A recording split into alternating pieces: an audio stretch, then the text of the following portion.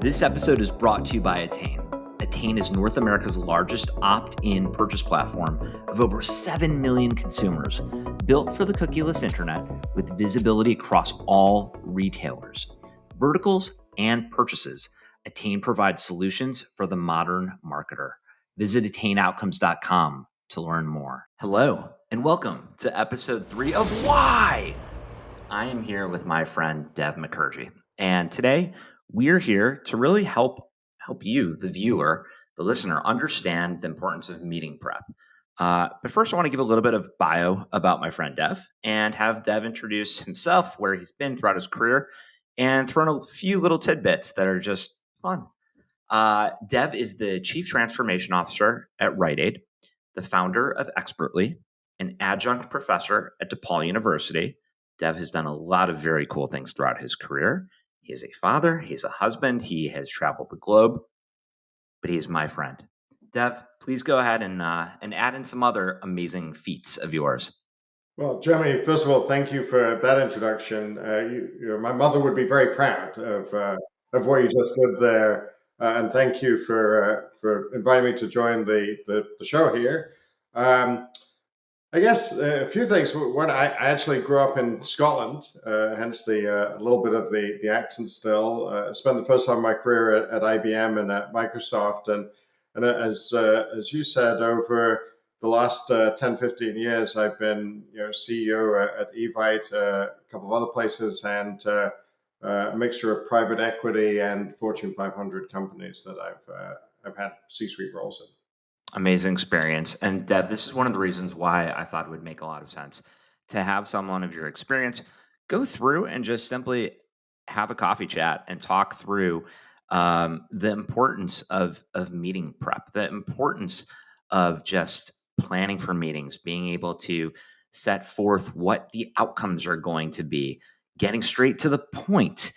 Talking about, you and I had a coffee about a month ago at your house, and it was very lovely, talking about just the pyramid principle. And then the third component of what we're going to be talking about is simply the importance of empathy and just recognizing people in this virtual world that we now live in. So let's hit on the first topic. The first topic that we're going to talk about specifically is saying yes, the purpose and power of meetings.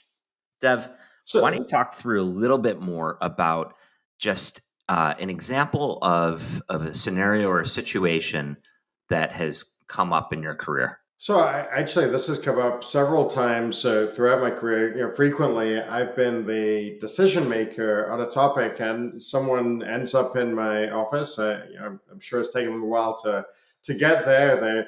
They have some expectations. They want to get something done, and having been on their side of the table for a bunch of my career, I really want to try and make it easy. And so frequently I will literally start the meeting with, hey, thanks for being here. What can I say yes to? So we can work together to actually make something happen. If we don't get to yes, then we'll have had a nice meeting. But and what stuns me, I know, I mean, you're actually very good at this, but what amazes me is the number of people who they don't have something they want me to say yes to. So you might say, so what is it that they show up and do? And frequently it's, so glad to meet you. I thought we'd spend this first meeting getting to know each other, or spend this, first meeting, trying to discover your pain points. I mean, these are all kind of legitimate things, but to be able to start with, hey, I'm here, and I would love you to say yes to the following. And we're talking about sort of a C-suite level conversation here. I would say that this is relevant with your boss. I'm meeting today because I want to talk about my career. Meeting today because I'd like a pay rise. It could be relevant in your personal life. I don't want to give dating advice on your show. That's probably not appropriate. I'm good. But I would say, even with my kids, I've said to them, look, hey, if we're going to chat about something and you want something, why don't you start with the, hey, Dad, can I go do this? Can I have $10 to do that? it really does focus the conversation and make sure that in whatever time that we have available, that we're actually dealing with the thing that the person who's showing up, who's making their time, who's got this kind of connection of two or more people actually together to get somewhere. And I position this very much as if it's one on one, I would say it's equally relevant if you have a group of people together. My students, for example, getting together, hey, we have to get this assignment done, or we need to brainstorm how we resolve this particular issue. Knowing what we want to get done by the end of the meeting, particularly if it's can we actually make a decision, is really the way to get the most out of it. I love this. Essentially, go into the meeting when you're prepping and when whether it's talking to a boss, a client, a colleague, a C-suite. What's the outcome you're looking for? Just getting straight to the outcome and basically saying upfront, here's the question. This is the outcome I'm trying to get towards. Anything to get the person on the receiving end to say yes or even a no. Getting a no is just as powerful as getting a yes, because then you're able to either move on or think about how you're going to be able to pivot from that no. And absolutely yes. And I had a boss at IBM, Jim Cordial, who I remember early on in my career said to me, there's no point selling beyond the close, right? So if you can get that yes in the first 5 minutes of the meeting, and maybe everybody else or the person that you're talking to is already predisposed to say yes, if you can get to that yes, you've now got 25 minutes to talk about something else. Maybe now you can do the getting to know each other, or maybe there's another objective that you could even get to. So getting to yes quickly actually could open up a whole bunch of other opportunities as well. And that's when someone finds out that you grew up in Scotland, that you went to school across the UK, that you got your MBA at MIT, and they find out these intimate details because they've already got straight to the point, and then you guys can just be a little bit more relaxed. It's great. Yeah, your last point is perfect. I mean, I do my best not to create this situation, but many people show up at a meeting and they're very stressed about, let's say they have defined the thing that they're trying to get to. It's a lot of stress that kind of comes to that. If you can get to the point at the beginning, you'll find out very quickly if the person is predisposed to giving you the yes. And then, exactly as you said, you can then relax and then do something different. Get to know the person, maybe start laying the track for your next objective, maybe exploring how you actually get the thing done. Let's say we get a yes, but the next step is, okay, now we have the yes, how will we work on it together in order to move forward? Let's start to work on an agenda, a timeline, a set of tasks and responsibilities, all of those sort of things we can now use the time for. The funniest thing I have to say, both with my kids and students and even in the workplace, when someone has listened to me say this and says, hey, Dev, I'm here and I would love you to say yes to this. And I say, yes. And it for me, I think it's a beautiful thing, but I think quite often they're surprised that, it can be as easy as that. And, I feel sometimes that I have to explain. And a lot of the explanation is, what, I hadn't thought about that, but I know already enough of the context that it seems to be straightforward and easy, and I want to move things forward. I want this to be a positive meeting, and so sure, yes, let's do it. Amazing. Well, Dev, that gets us to the next part of this discussion, which you and I have talked about, and it is the pyramid principle. And so we're going to flash up an example of a text that you. Sorry Please. to interrupt you, Jeremy, but Yeah. I do have to correct you on one thing. The pyramid principle formally is the Minto pyramid principle. It was actually uh, created by a good friend of mine, Barbara Minto, who was one of the first female consultants at McKinsey. And actually, I think she got to partners level. And this was the system that McKinsey uses even today on how to organize presentations, a meeting, even a document. So it really does have a fairly prestigious history and has formed the cornerstone of a lot of the work in consulting firms on communications, Well, particularly client communications. thank you for educating me for real. I appreciate it, and um, amazing to have a better understanding of how it was developed, where it was developed, and who developed it. With that said, specifically, just understanding something that, on a personal level, that I've had to work on throughout my career is just brevity. Get straight to the point. I've been good at asking for the yes early on, but getting straight to the point is something even in my mid 40s I'm still working on in my career. And so, Yeah, no way are you 40, Jeremy. What are you talking about? I'd always assumed that you're in your mid 20s, not your mid 40s. thank you, Dev. Thank you. Thank you. But I think you should let yourself off the hook a little bit because, and I've done a lot of work in this area. As human beings, we're naturally predisposed to storytelling. Here's the situation, here's the complication, here's the turnaround, the big reveal. It's going back hundreds of years, star-crossed lovers in kind of Italy in the 15th century, Romeo and Juliet. Their families are against the relationship, and bad things happen.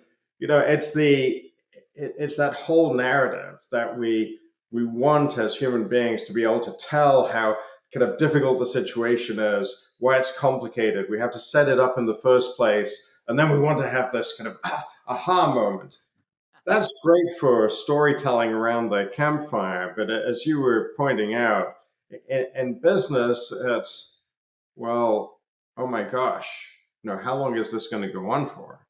And oh no, I mean, really, it was as bad as that. And what, I mean, I don't know about you, but sometimes I've found myself sitting there going, where is this going? Is this going to be a we can't do it, or we should do it, or we want to do it? And so, to your point, starting at the end, which is completely unnatural for human beings, starting at the end with this is what we should do, it is actually very, very hard for people to learn because since you were in kindergarten, you were taught to do it the other way around. Huh. Yeah, totally. So what's exciting about the pyramid principle is it's a method for essentially inverting the story, so flipping it around and starting at starting really at the end. What is the decision that we have to make? And I think, as you were just about to say, we have a little example here that I use with my students.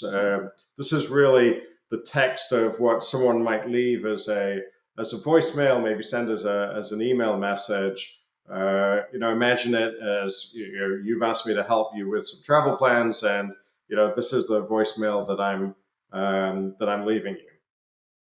And I guess we put it up on the screen. And now it Okay, shows right. up. Okay. So, I mean, this is a little contrived, obviously, but when I show this to folks, they can say, I can imagine getting a message like this. It's someone who's got a lot going on, and so they're trying to give as much information as possible in the shortest amount of time. They didn't have time to create a draft and sort of think about it, and so here's all of the information. And at the end, I'm going to tell you, this is what I need you to do.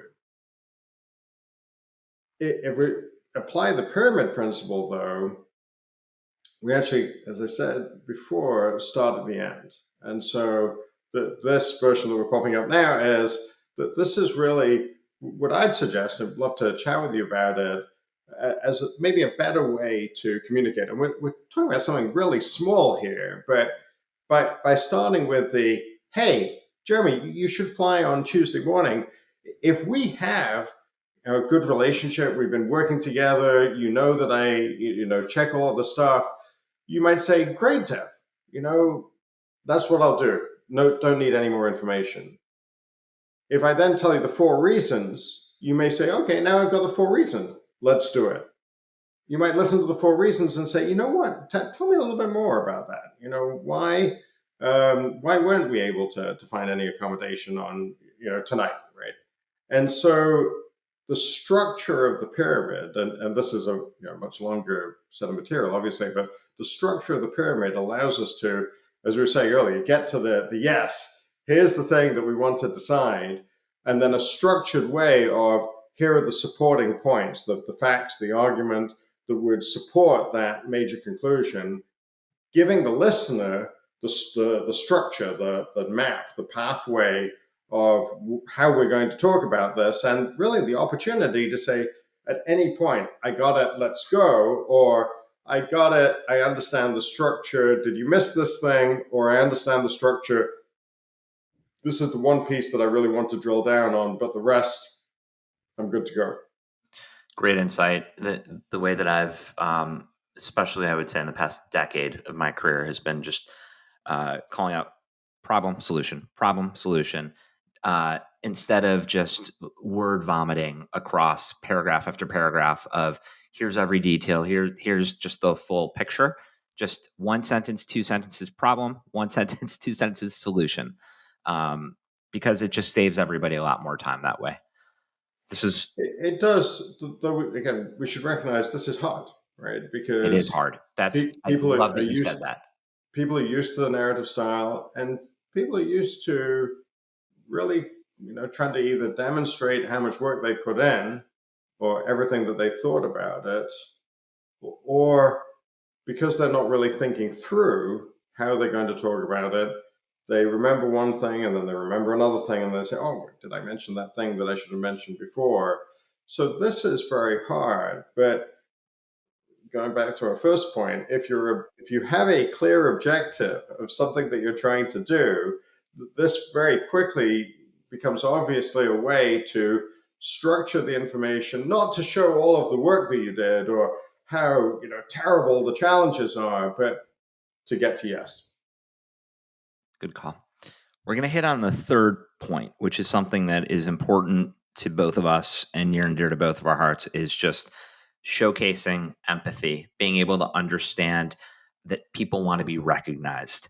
And in this new post-pandemic virtual world, it's not even new anymore, but in the world that we live in and just consistently are evolving into, let's talk a little bit about that. Yeah, I think you're absolutely right that this sort of digital world where so much of our time now is spent on Zoom, Teams, Meet calls, where it's very focused, it's one thing. Um, so there's that, so post-pandemic. Two, the allure of these devices that we carry around. We should come back to that. And then the third thing, really, this whole idea of kind of being seen, incredibly important. So to talk about the remote work, the kind of digital communication, this is great, right? You and I can focus on this topic. We can spend some time together. What it misses, though, is the serendipity and the unstructured time that we used to have to really just get to know each other. If I spill coffee on the break room, right? You go, that interaction tells us a lot about you, about me, about how we're going to work together. Just while I'm making my coffee, you asking me, hey, how did you survive that storm last night? Is your house okay? Or, what are your kids doing for the summer? All of that stuff, around the edges, we've kind of lost out a little bit on. And so I say and try to demonstrate that if I can get to that Teams call and Zoom call a little earlier and use that first couple of minutes before we get started to even do some of that, it's incredibly valuable, because knowing what people's state of mind is just incredibly important. Because that's what they're bringing to the discussion and to potentially the relationship. Such a great call out. What about when you are teaching uh, up and comers, when you are teaching both in the boardroom, in the classroom, everywhere in between? You also have a few kids, and when you see them staring at their phones, you see them going into your classroom, you're going into a big meeting, you're doing a presentation, people are presenting to you, and people are just staring at their phones. Why do you think that is, and what can we do to change that? Well, the why is actually very straightforward. These devices are compelling. I mean, they are super, super compelling. They reach out to us by binging, by flashing, by vibrating, demanding our attention. If you ever look on your phone at the number of times you pick it up during the day, it's actually a stunning statistic, right? Because it's literally hundreds of times a day that these devices are interrupting us, clamoring for attention. If you had a kid who or an employee who did it as much as your iPhone did it, you'd be done pretty quickly. The second thing is the content. Oh my gosh, the content is the content that we want because we've selected it. It's what is my favorite frenemy doing in their vacation in Aruba, right? Or what is Elon Musk doing now, or what's happening to my stock portfolio? So the information is compelling, and increasingly, with all sorts of artificial intelligence stuff uh, and how that's kind of transforming the dialogue, these are much more engaging and forgiving, relationships than talking to a human being, right? Because it's tuned to the way that you want to interact, and it's tuned to the content that you want to interact with, and it's programmed to kind of give you what you want. So I think the first thing we have to do is admit that these things are, incredibly seductive, incredibly useful, and clearly going to be part of our lives. We Of course, can't absolutely. get rid of them. So, having understood that, we have to do the other side of it, which is to say, why do we want to have connection with human beings? And understand that sometimes that's a little bit more challenging than the device and may not be quite as interesting. Is he ever going to get to the point? Kind of thing. And so we have to prepare ourselves that the human stuff is a little tougher, but actually much more rewarding, because if we can foster good relationships with other people, then that makes it easier for them to foster good relationships with us. And we're still human beings at the end of the day, and we want to be heard, we want to be seen, we want to have connections. And sadly, all of the statistics around how many people are joining clubs, how many people are even joining political parties, how many people are kind of even hanging out in bars, all of those statistics are going downhill. And more people are saying that they do not feel seen, that they are not spending time with friends and loved ones. And so there's a huge need, and I would say that's a big part of some of the mental health challenges that we have. There's a huge need to actually rebuild those connections. And so the more as individuals we can actually make that easier, the better. Um, One quick story. Please. I teach with a good friend of mine, Fred Weber, and we've noticed over the last few years, the first day of class in a new course, it's exactly as you described. You come in, or students come in, they sit down, and they stare at their screens, watching Netflix. It's not like they're kind of doing homework. It's Netflix, or looking at TikTok. And Fred and I have realized that we actually have to step in and intervene and say, hey, here's an opportunity. right? Bunch of folks you're going to be working with, you're going to be working with us. Let's put the devices down and do the old fashioned, icebreaker, say hello to the person to the left and to the right and share a piece of information. And what is stunning to us is, we give that little bit of advice, and of course it's accompanied with rolling of eyes and we do. But then 15 minutes in, the room is alive and people are laughing and they're swapping stories, and we actually have to really raise our voices to get people to focus on the fact that we have to get a class started. And so we just need to be able to get people restarted, remind them how important this is, and how we should take some time to make sure that we have that connection. Great call about just hitting that reset button to restart and just bridge connections, introduce one another, have that eye to eye contact, and just get to know one another. So, Dev, this has been such a fun time. It's been awesome having you on as our guest for episode 3 of Why. Thank you so much. Thanks for just helping us understand the importance of prepping for meetings, getting your stuff in order, getting straight to asking for that yes, and then also just helping us understand just the inverse relationship of the pyramid principle, and then talking about human connection because it's really important. Big thanks to our sponsor, Attain, for underwriting this.